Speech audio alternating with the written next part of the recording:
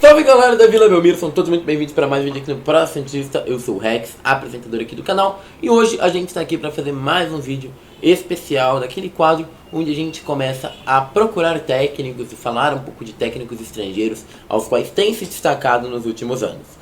Hoje a gente vai falar de um técnico, vocês já viram no título, vamos falar do Luiz Castro, um técnico que tem várias notícias vinculando ele ao Santos e que provavelmente está próximo de vir ao Santos.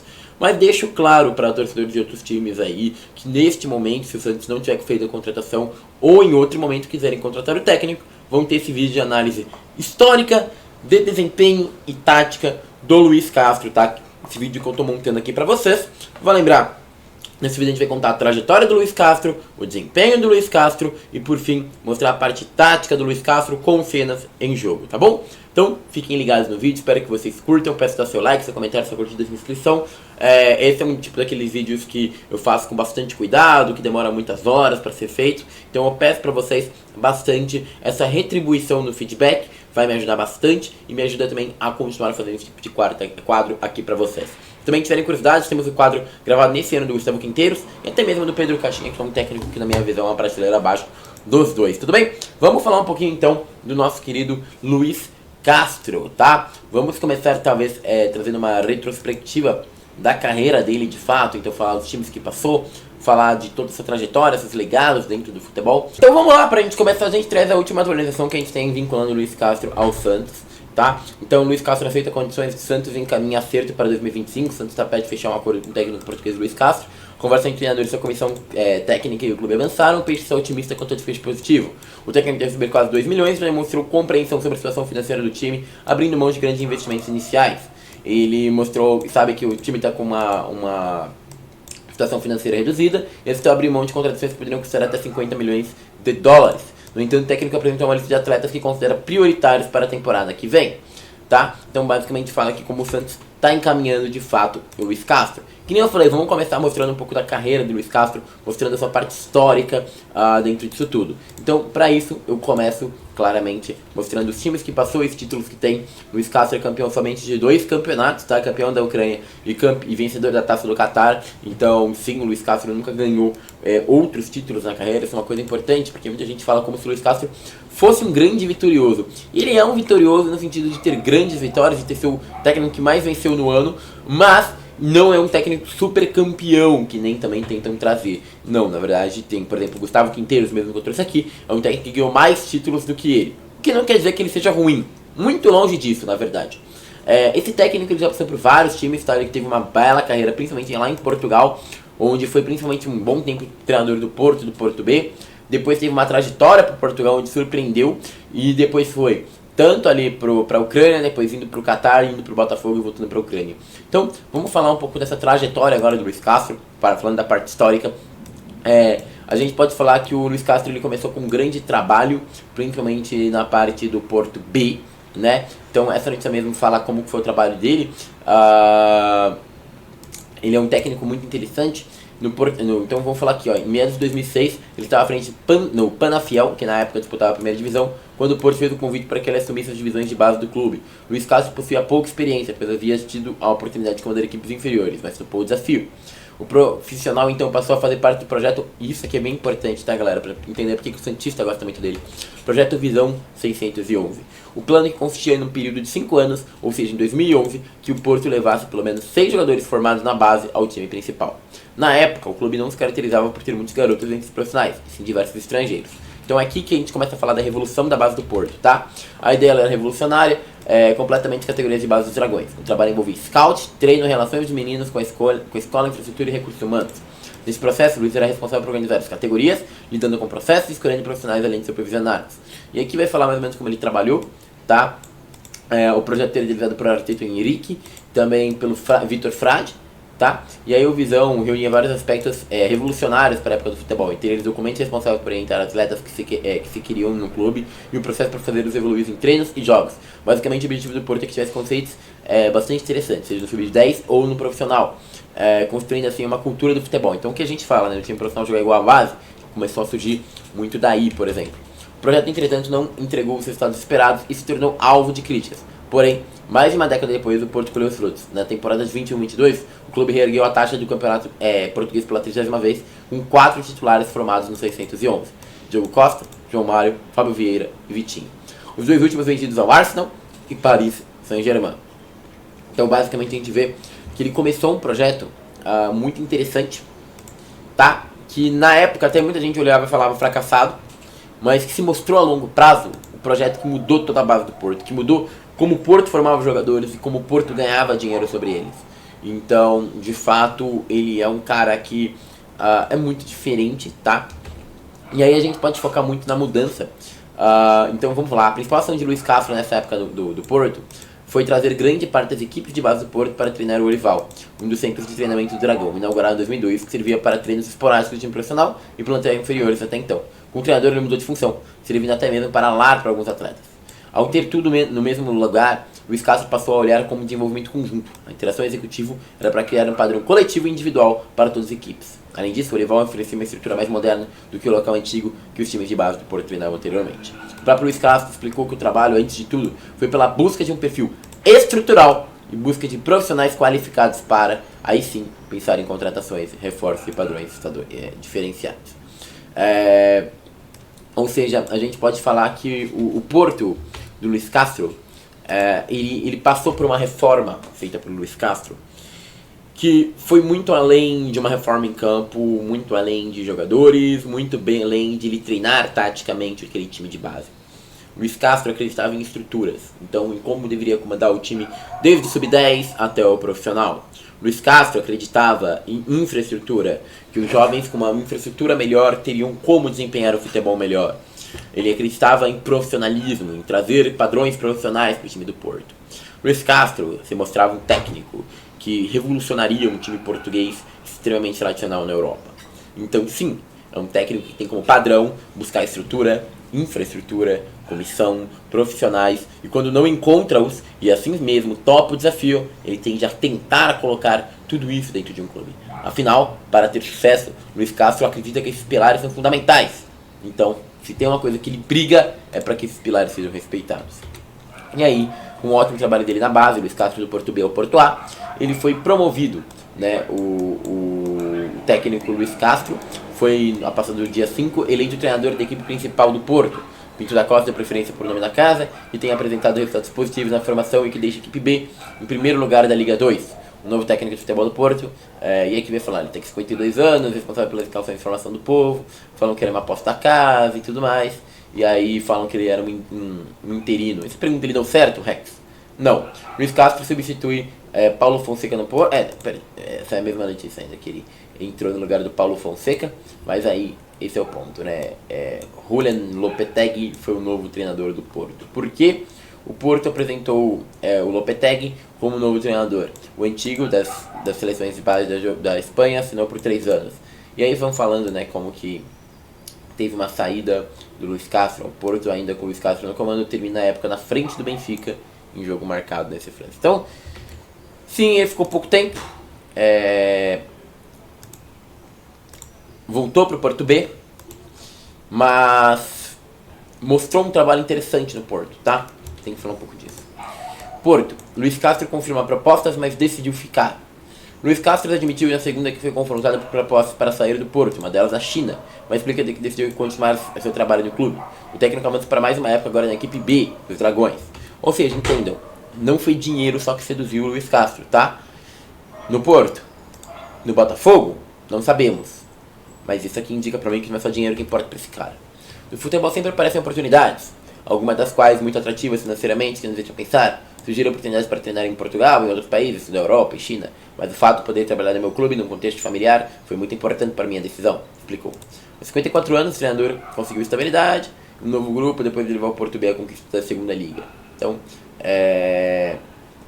aqui foi a volta dele pro Porto B, né? Só que aí teve uma época que ele olhou e falou, não dá mais, e saiu. E o Rio Ave trouxe o Luiz Castro e adjunto de estrutura do Porto. E vocês vão ver que eles estão trazendo muita gente de estrutura, tá? Luiz Castro assinou pelo Rio Ave apenas até o final da temporada, uma revelação feita pelo presidente Antônio Silva do Campos durante a conferência de imprensa do técnico mais tarde. O novo timoteiro dos Vilacondenses confirmou que sua proposta foi apenas para este período. O antigo treinador do Porto B pediu autorização a Silva Campos, sentando ao seu lado, para revelar os contornos da negociação. Ele vai falando um pouquinho de como ele trouxe os contornos e tudo. E o Luiz Castro revelou ainda que, sendo que a mais surpresa, que Vitor Severino, que era junto de Antônio Folha nos júniores esportistas, depois de ser condenado pela Acadêmica, tá? Então ele traz mais gente e pensa muito em estrutura. No Rio Ave, inclusive, ele vai bem, e aí ele é chamado por outro time. Luiz Castro então tira um jogador porque ele não está a render e ele é que se chateia comigo. A minha é que vamos participativos todos. Pôs o Rio Aves a jogar o que foi considerado por muitos o futebol mais bonito da liga de 16 e 17. Então, sim, ele deu resultado. E é falar que futebol que se sente confortável, ainda quer vir. E aí vamos falar bastante em português de Portugal. E aí ele foi pro Chaves. Ele fala que foi um desafio que apareceu na vida dele. Ele tinha uma qualidade de jogo, um desenvolvimento de jogadores, desenvolvimento de equipe nas classificatórias. Se sentiam confortáveis em dizer que queriam jogar entre os 8 primeiros, mas inteiramente até os 6 primeiros. Eles achavam que o trabalho dos jogadores era bom. Muitas vezes não tinha explicação. Às vezes penso pra mim mesmo e talvez seja por transtorno, talvez seja pelo apelo subconsciente. Nunca sabemos. Na nossa vida, a inconsistência da profissão é uma grande estabilidade. Se calhar assim, fica mais perto da família, né? Ele fala que não muda muita coisa.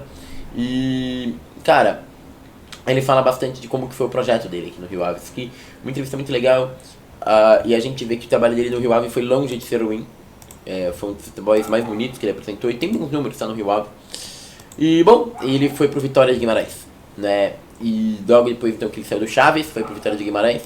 E aí ele fala de como que o time dele não foi ruim, sabe? Com os vitorianos, ele estava no 6º lugar, chegou em 6º lugar com 39 pontos. O treinador Luís Castro realçou que o Vitória de Guimarães precisa de ser equilibrado na defesa e de melhorar no ataque para vencer. Pra ouvir com português, legal. E aí, bom, ele fala que ele teve 6 vitórias, 3 empates, 2 derrotas. E aí ele fala muito de como que a criação dele tem que acontecer, fala de déficits, fala de pontos. Apesar de estar no 13º posto, com 26 pontos na luta pela permanência, o Boa Vista é para Luiz Castro uma equipe muito competitiva, com solidez defensiva, que reagiu bem à entrada do treinador Lito Vidigal, com 3 triunfos nos primeiros 4 jogos, e vai tentar roubar espaço. Então ele vai falando um pouquinho também do Boa Vista aqui depois cara, uma análise bem completa que ele faz. Inclusive isso é muito legal porque a gente vê que o Luiz Castro ele não se recusa, ele não se restringe a avaliar apenas o seu time, mas sim avalia o próximo, que mostra o estudo dele do adversário, tá? E aí ele foi pro Shakhtar, ele conseguiu bem ali, o Shakhtar se interessou por ele, contratou, e lembra que eu falo que ele leva parte literal, então o Serna, que é aquele jogador que jogava lá, se juntou à equipe do treinador, e aí o Luiz Castro queria ele e virou uma figura um pouco grata ali e quis começar a aprender com o técnico português, tá? No Shakhtar ele conseguiu ser campeão da Ucrânia, então o Shakhtar do Nex que é campeão. A equipe conseguiu o tetracampeonato sempre com técnicos portugueses, então foi o Paulo Fonseca com 3 e o Luiz Castro com 1. O Shakhtar ganhou do Ole Cassiandra por 3-2, com gols do Tyson e TT. Com mais esse triunfo, o campeão ucraniano passou a somar 71 pontos, mais 19 que o Dinamo de Kiev, que tem um jogo a menos, às 5 jornadas do fim. O Luiz Castro, 58, então assim, o cara destruiu o campeonato, tá? 58 anos, ele surpreendeu a carreira, treinador, assumiu o Porto, chegou a treinar a equipe principal, e aí vai falar um pouquinho da comissão dele, não fala muito do estilo de jogo dele aqui, tá? E bom, ele basicamente ainda tem Shakhtar Donetsk, né, campeão na Ucrânia, uma outra matéria que vai trazer bastante disso, mas também não traz muitos detalhes, e aí a gente fala um pouco disso. Luiz Castro deixa o Shakhtar Donetsk, então o Luiz Castro já não é treinador mais do Shakhtar, o clube ucraniano oficializou na quarta-feira a saída do técnico português. E bom, aqui a gente só tem a oficialização do técnico português, desejando sorte para ele. E por que ele saiu para ir a um outro clube bastante interessante, mas antes, vai lembrar, ele foi o carrasco do Real Madrid, né? Então ele ganhou de 3-2 no estádio do Real Madrid, esse jogo a gente vai ver inclusive nos melhores momentos, e depois ele ganhou de 2-0 lá em Shakhtar Donetsk. Então, cara, ele conseguiu resultados muito importantes contra o Real Madrid, e eu vou te falar que são resultados muito táticos, tá? Ele ganha taticamente, ele ganhou com Dentinho, com Marlos no time, bons jogadores até ali, mas assim, caras cara, nível Europa ganhando o Real Madrid, você tem que ser um ótimo técnico para conseguir. E aí saibam que ele já foi, inclusive, encaminhado com o Corinthians, tá? Isso lá no dia 18 de fevereiro de 2022, o Corinthians tem bem encaminhado o técnico Luiz Castro, português do Raio. A proposta colocada na mesa foi aceita pelo treinador. E aí vamos falar um pouco da proposta dele.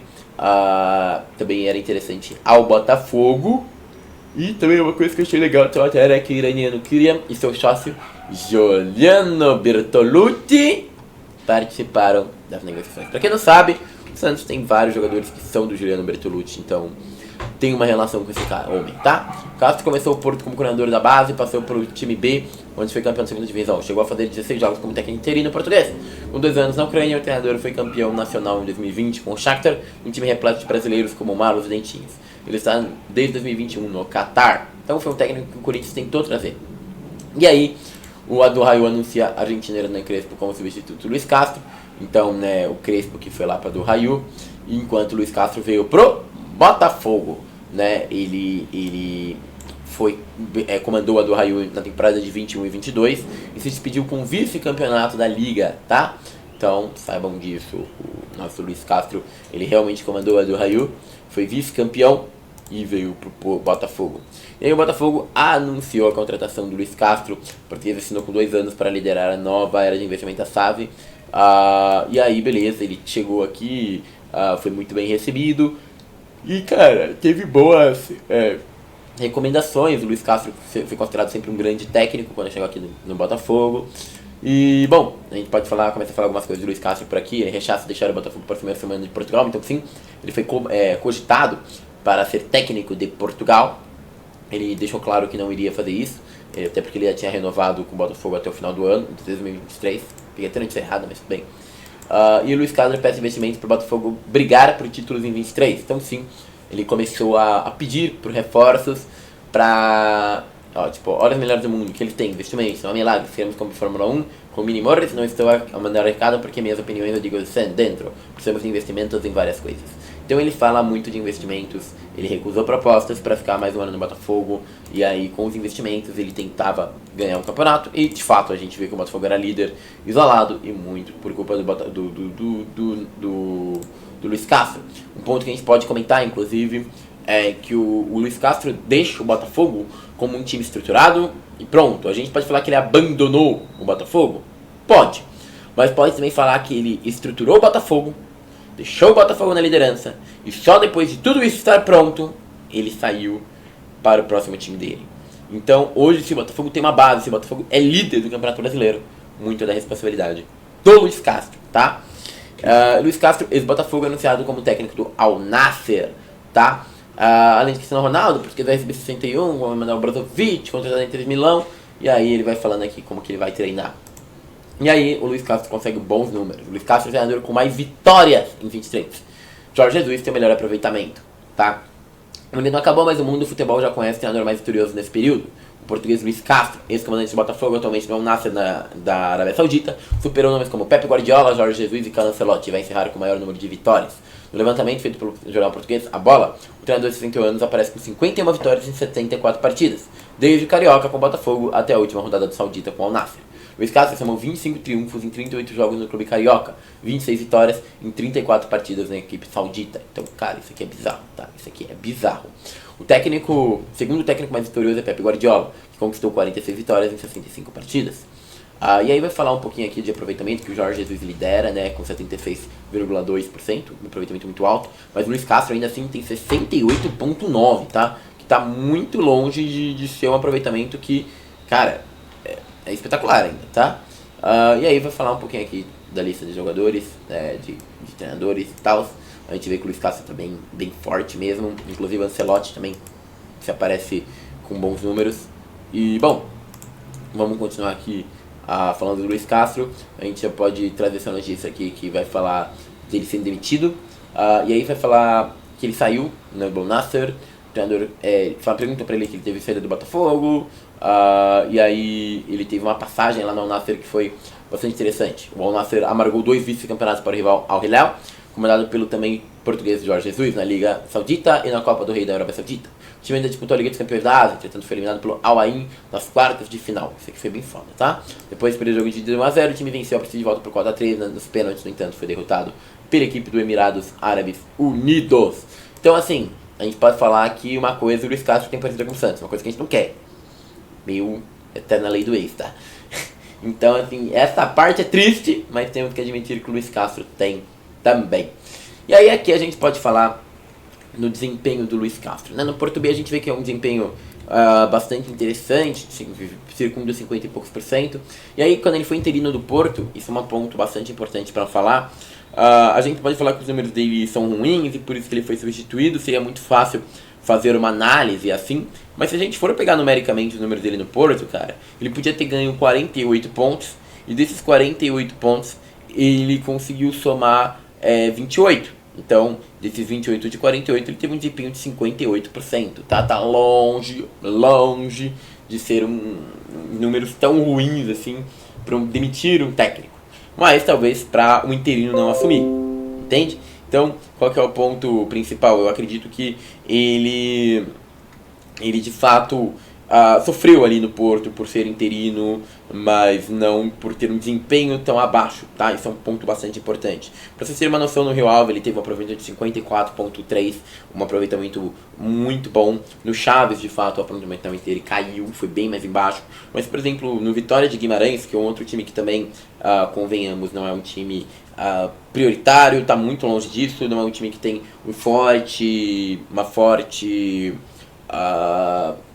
consideração dentro de Portugal, mas mesmo nesse time ele conseguiu 52,13% de aproveitamento.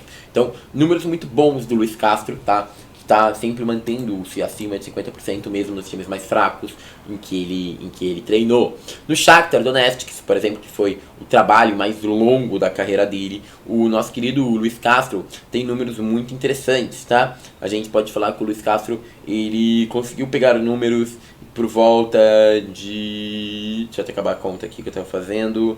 Por volta de 67%, tá? Números extremamente altos. O número volta a cair para 50 e pouco % no Botafogo, mas no do Raio e no Al-Nassr passam 70%.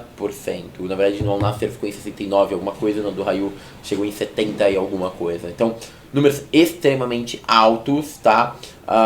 Vai lembrar, no Al-Nassr ele tem uma média de 2,3 gols por jogo, uma média bem alta. Onde ele teve uma média de gol mais baixa foi no Botafogo, inclusive com 1 ponto alguma coisinha, uma média bem baixinha até. Mas vai lembrar que o Botafogo teve esse número interferido por técnicos que vieram depois e tal. Então não dá pra gente considerar uma avaliação como um todo do Botafogo. Só se a gente conseguisse pegar, eu não sei se a gente consegue, o campeonato carioca, cara. Isso seria interessante. Tem como sim. Legal. Então, pegando o Carioca de 2023, que foi onde estava comandado pelo Luis Castro, o Botafogo teve em 16 partidas 23 gols feitos e 10 concedidos, 1,4 gol por jogo, tá? E 52% de posse de bola. Vai lembrar, nesse Carioca foi onde o Luis Castro foi mal. Aquele que o Botafogo sofreu para ficar na classificação. Se vocês lembram, se ele nem passou para a segunda fase, né? Ficou em quinto. O Volta Redonda passou. Então, mesmo nesse campeonato, ele não tem números de gols e tudo horríveis. Ele tem depois no Brasileiro. Mas se a gente pegar um trabalho mais consistente, por exemplo, que é o Shakhtar Donetsk, e vamos pegar na UEFA, tá? Que é uma liga difícil. O Shakhtar teve 6 jogos, 2 gols feitos, 0,3 por jogo. Então, assim, são números interessantes. 20-21, que foi outro trabalho dele, ele teve 6 jogos, 5 jogos feitos, né? 5 gols feitos, 0,8 gol por jogo, que para um Shakhtar não é tão ruim, tá? Vai lembrar que a maioria desses gols foi no Real Madrid, inclusive. E uma posse de bola bem menor, vai lembrar, ele estava no time azarão. Então, assim, ele não é um técnico fraco, ele é um técnico que se adapta ao adversário, se adapta bastante a situações, inclusive. E é um técnico que eu acho que pode apresentar algum desempenho pro Santos. Mas aí vocês podem perguntar, se ele trabalha com a base, ele tem bons números de desempenho, passando sempre de 60 e poucos %, joga com a bola, mas não está dando tanto chute ao gol. Como que funciona o nosso querido Luis Castro em campo, taticamente? É um técnico que vai ser legal de assistir? Mostro pra vocês agora. Vamos lá, começando falando de saída de bola. O Luis Castro, ele trabalha, dependendo da situação, de 2 formas diferentes, tá? Vamos considerar que o time adversário não está fazendo pressão no time do Luis Castro. Nesse caso, se o time adversário não está fazendo pressão no Luis Castro, ele vai começar uma construção de 3x2. Como assim? Um dos laterais sobe bastante, fica na altura do outro ponta. O outro centroavante centraliza com o meia destacando e formando um triângulo. E os 2 volantes vão formar uma dupla no meio de campo. Então vocês vão ver isso acontecer agora. Ó, o lateral indo fazer a mesma linha do 11, 2 bem abertos. O 7 formando um triângulo com 9, os 2 aqui. E aí uma saída de 3 mais 2. Tá vendo? saída de 3+2, 3 zagueiros, 2 volantes, 2 bem abertos e um triângulo, 2 jogando nas entrelinhas e um centroavante entre os zagueiros, tá? Isso é bastante padrão. Ele vai trabalhar bastante essa bola, por exemplo, com camisa 6. E aí o que vai acontecer? O time vai usar várias corridas de ultrapassagem. Então o 11 pode correr para a área, o 5 pode penetrar, o 10 pode fazer essa penetração, o 8 uma penetração diagonal, o 7 passar entre o lateral e o zagueiro, o 2 surgir atrás do lateral. É interessante, o Luiz Castro gosta dessas corridas verticais em diagonal para pegar o adversário bastante desprevenido, tá? Isso é uma coisa que vocês vão ver bastante. Mas Rex, e se o adversário estiver marcando em linha alta? Bom, aí o Luiz Castro fez uma saída sustentada com 4+2. Outra coisa, o meio campista desce bastante para ir pegar a bola aqui na zaga e fazer uma construção. Bom, considerando além disso, a gente pode falar dos outros padrões táticos. Então, na saída de bola, é lembrar bastante disso. Quando ele está com espaço, ele usa um 3+2 para chegar na área do adversário com bastante jogadores e também para conseguir bastante lançamentos, com muita penetração, principalmente na área do adversário rival, que vai ser o ponto que ele vai ter que superar, que vai estar com uma marcação bem baixa. Mas quando o adversário não dá campo, ele faz uma saída mais tentada com 4+2 e aí sai descendo o meio campista, ficando quase um 4+3 e com 3 na frente espetados. Afinal, vou tentar pegar o adversário na retaguarda e pelas costas, tá? E como é que ele ataca, né? Vamos falar do ataque do Luiz Castro. E bom, pra gente falar do ataque do Luiz Castro, a gente tem que falar de algumas outras questões bastante interessantes, tá? O Luiz Castro é um técnico que tem muitas variações táticas, então vai faltar provavelmente algumas coisas, deixo alguns outros vídeos aqui embaixo para vocês se acompanharem, mas a primeira é a construção de diagonal. Como é essa construção de diagonal? Por exemplo, o ponta vai voltar, vai puxar a marcação para cá, e aí ó, puxou o camisa 6 que era o lateral, o 2 que é o lateral, passa nas costas de todo mundo e assume na ponta. Assumiu, quantos jogadores já passaram aqui nas costas também para assumir. Então, o Luiz Castro é um jogador que usa muito a tática da atração. Ele pega um jogador do time dele, atrai os jogadores do adversário para um lado e aí alguém passa nas costas, tá? É um cara que joga muito na atração mesmo. Ele paga, as movimentações são extremamente coordenadas para que a marcação inteira puxe o time adversário para um canto e aí alguém surja naquele outro oposto, passando numa corrida diagonal. Vamos falar que então o time está mais fechado aqui. A gente vai ver bastante o Luiz Castro, passando a bola e trabalhando com ela, já que o time está mais fechadinho. E aí, beleza, o que aconteceu aqui?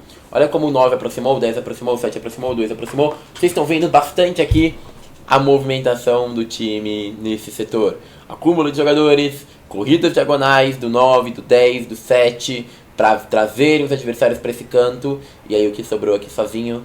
Sim, o camisa 5. O camisa 5 vai sobrar sozinho para que passes possam ser colocados em diagonais, pegando as costas do adversário. É um outro padrão do Luiz Castro, tá? Ele gosta bastante disso. Mas fecharam camisa 5, o que ele vai fazer? Sempre 2 abertos. O 11 e o 2 sempre vão estar bastante abertos. Ou pode ser o 6 e o 7. Mas sempre vão ter 2 jogadores extremamente abertos para dar opção. Teve opção, ele vai ter a chance de fazer um contra um contra o camisa 6. Ou então cruzar a bola. E esse cruzamento sempre tem que ser recebido por muitos jogadores no campo, tá? O Luiz Castro ele gosta muito dessa jogada de conseguir um contra um ou conseguir enviar a bola, juntar muitos jogadores no setor do campo, inverter o jogo e esse jogador ter a chance de cruzar ou no segundo pau ou partir no 1 contra 1, tá? Uma característica muito comum do Luiz Castro. Outro ponto que a gente pode falar é o base entre linhas aberto. E aí como é que a gente pode falar com isso? Eu vou dar um exemplo aqui. O camisa 10 está com a bola. Se a gente estivesse falando aqui do Gustavo Quinteiros, a gente falaria que o triângulo está pronto. Triângulo, sim. Quinteiros jogava como triângulos, lembra? Então passa para alguém, um cara recebe, faz um anteparo, devolve. Beleza, sempre tem 3 opções, né? Então seria 1, 2, 3 opções para ele tocar. Só que eu quero que vocês ignorem o camisa 8. Por mais que tenha um 9 aqui, quem está participando da jogada é o 10. E vai chegar o próximo jogador que vai participar da jogada, que é o 6. O Gustavo Quinteiros, perdão. O Luiz Castro, ele trabalha com uma coisa chamada base, é o camisa 10. Entre linhas, é o camisa 11. E aberto seria o camisa 6. O que é o aberto? O aberto vai dar profundidade para o campo. Se tiver difícil jogar com o base pode circular, passar, chutar de fora da área. Ou se tiver difícil tocar por entre linhas, que tem que sair nas costas do adversário. O trabalho do 11 é passar aqui entre o lateral e o zagueiro, tá vendo? Fazer as entrelinhas. Mas se os dois caminhos estiverem difíceis, abre o jogo e recomeça uma jogada. Então abre pro camisa 6. Então ele sempre vai jogar nessa estrutura triangular. Passou pro camisa 6 novamente, chegada de vários jogadores na área. ter superioridade numérica para que um cruzamento, principalmente para o segundo pau, se encontre uma jogada perigosa. Então, o Luiz Castro gosta bastante dessa organização. Muitas vezes ele vai usar de 2 ou 3 toques para chegar na área do adversário. Outro ponto que eu não mostrei exatamente aqui é que o Luiz Castro gosta muito de centroavantes que saia da área para tabelar com o meia. Então o meia está avançando, o Luiz Castro puxa o centroavante faz um pivôzinho e já passa nas costas. Também o centroavante puxa a marcação para deixar os pontas ou os meias entrarem em diagonal, fazendo facão, tá? É uma característica óbvia, claríssima do Luiz Castro, do futebol do Luiz Castro.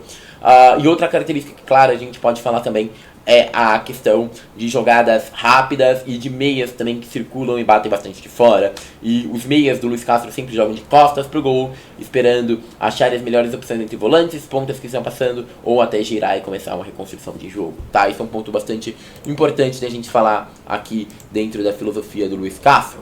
E para acabar, a gente pode, claro, puxar a pressão do Luiz Castro. E o esquema de pressão do Luiz Castro ele é bastante detalhado. Se a gente for pegar o trabalho dele no do Raio, por exemplo, ou no... Cara, no Al Hilal, ele teve duas opções, duas opiniões. Mas... Não, Al Hilal não, perdão, no Al Nassr ele teve duas opções. Mas, principalmente pensando no Raio e no Al Nassr, ele marcava muito nessa posição tática aqui. 4-2-3-1. Então, pressão no 4-2-3-1. Centralmente fica entre os zagueiros e o goleiro mesmo, fechando essa linha de passe entre os zagueiros e goleiros. 3 no meio de campo, 7 marca o 6, o 10 marca o 5 e o 11 marca o 2 aqui. 2 no meio, impedindo que os meios adversários ataquem, e os 3 centroavantes bastante isolados.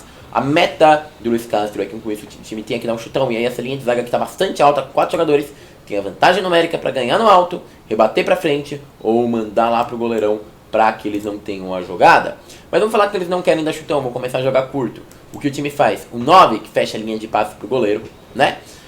O 5 já aproxima do 10 para tirar a opção de passe, o 2 aproxima do 11 para tirar a opção de passe, o 10 tira do 5, o 7 tira do 6, e aí eles fazem, uma interdição. O cara não tem o que fazer, ele só pode chutar. E aí, novamente a zaga do Luiz Castro recupera a bola. Outro ponto que ele pode fazer é essa marcação em 4-4-2. Isso aqui ele usou principalmente no Botafogo, ele usou muito no Brasil. Ele sobe um ponta, um centroavante, um meia ou 2 centroavantes. E aí, primeiro, um centroavante fecha a linha dele com o goleiro, o outro vem aqui fechando a linha com outros zagueiros. E aí os pontas vão começar a se posicionar, se liga só. Ele deixa até a opção de um jogador, mas esse jogador já não tem como passar pro 10, já tem os 5 marcando, então um dos volantes já veio subir na intermediária. A linha de zaga vem fazer cortes acima da intermediária, os pontas fecham aqui, o outro volante já fechou aqui, os dois têm que fazer interceptações, então se tiver um toque curto aqui no meio, é roubada de bola e saída de jogo rápido, tá? É isso que vai acontecer, e os centroavantes tirando a possibilidade de passe entre a zaga, que força eles novamente a darem chutão. Então, o Luiz Castro é um jogador técnico que força muito o chutão do adversário, que força muito que o adversário não construa jogadas, e por isso muitas vezes ele consegue boas defesas, inclusive, porque o adversário não sai jogando com facilidade. E também boas criações ofensivas, mesmo que no Botafogo os números ofensivos dele não tenham sido tão espetaculares quanto a gente previa. Para acabar, vamos mostrar alguns jogos, né? Mostrar esse jogo é mais interessante sempre. Então, eu começo com 3 jogos aqui do Botafogo. O primeiro é Botafogo e Fluminense. A gente vai ver novamente isso aqui, ó. Ó como o Flu vai tentar sair, ó. Então, ó. O Flu vai tentar sair. 2 atacantes, 2 meias, né? O Segovia, eu acho que é o 11, e o outro aqui, ó, cobrindo no meio. Então, 4-4-2 sendo formado. E aí, ó, os outros volantes aparecendo. E o lateral já antecipando. Ó, como a linha de zaga inteira tá na intermediária roubando a bola. Tá? Eles estão roubando a bola no meio de campo. Roubaram, toca rapidamente pro volante. O volante vai fazer uma ligação rápida. Ó como que aqui ó, já se formou certinho o 4-2-3-1. Rapidamente os pontas já assumiram sua posição. O meia também. E o centroavante já tá correndo ó, em diagonal para gerar espaço. Mas esse cara não vai aproveitar o espaço, ele vai bater que nem um bagre. Enfim. Mas a gente vê que as corridas em diagonal, principalmente pro Tiquinho, elas já acontecem. E é muito engraçado que o Tiquinho, ele conseguiu fazer essas corridas muito bem. E vai lembrar o Tiquinho um dos jogadores que jogou em Portugal. Então ele tem um entendimento tático maior. Talvez por isso, inclusive, ele tenha dado bastante certo no Botafogo. Outra jogada bastante interessante é nesse Botafogo e Fortaleza.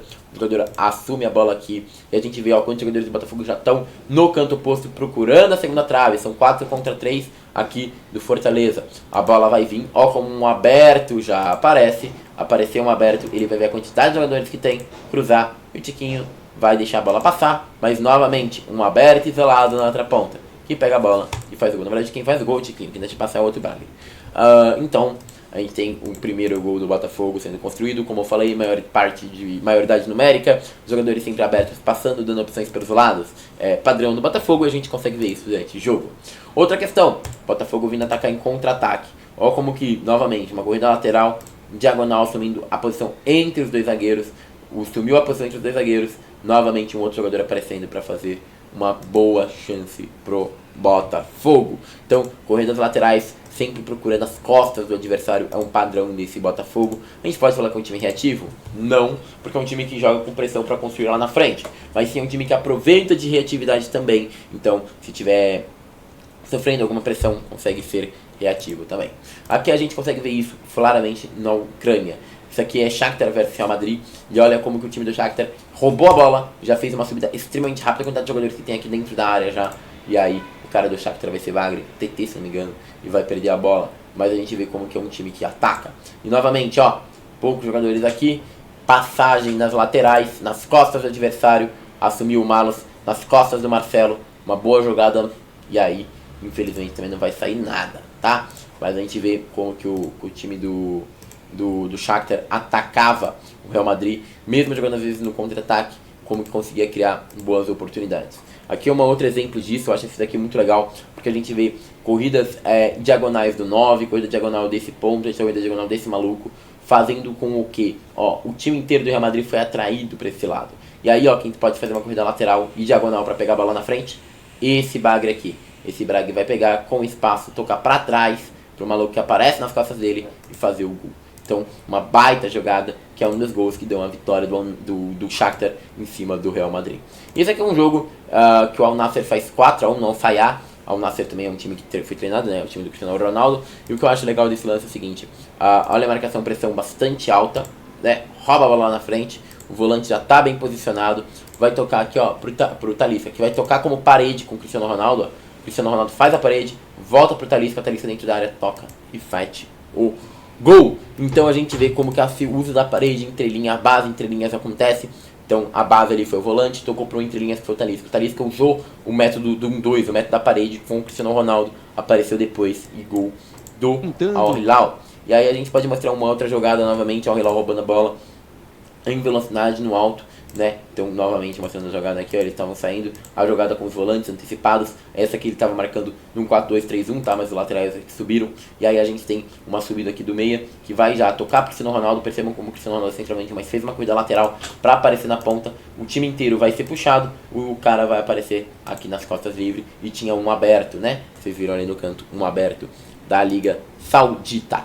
E para acabar, a gente pode falar desse último lance aqui, que é um lance muito interessante, que vai pegar várias questões dele. Então, primeiro, 2 jogadores abertos, 24, aquele Bagre ali, ó. Então, 2 Bagres bem abertos aqui, correndo pelas pontas. Um dos Bagres vai receber a bola bem aberto. Jogadores entre linhas, entre zaga e meio campo, já dá pra identificar facilmente. O Bagre aberto vai cortar pra dentro, e os jogadores entre linhas vão assumir o espaço nas costas da zaga. Quando a bola é cruzada, eles assumem o espaço nas costas da zaga, que é o Cristiano Ronaldo, inclusive, e o gol. Quando acaba esse jogo, 4-1 para o Al Hilal. Mas o primeiro gol do Al Nassr é de uma questão tática bastante interessante, que a gente pode ver também, tá? É isso, meus queridos, um resumo do Luiz Castro. Tem vídeos no Full Store, diferente de quando eu falei do Gustavo Quinteiros, que eu era o único material no Brasil. Esse aqui eu posso falar que tem muito material do Luiz Castro para vocês consumirem, muito mais coisa do que eu produzi aqui. Então, estudem, pesquisem, procurem, se informem. Eu espero que gostem do nome se vier pro Santos. Se não vier, torcedores de outros times que estejam recebendo esse vídeo, espero que também usufruam, tá bem? Peça seu like, sua curtida, sua inscrição. Muito obrigado. E agora eu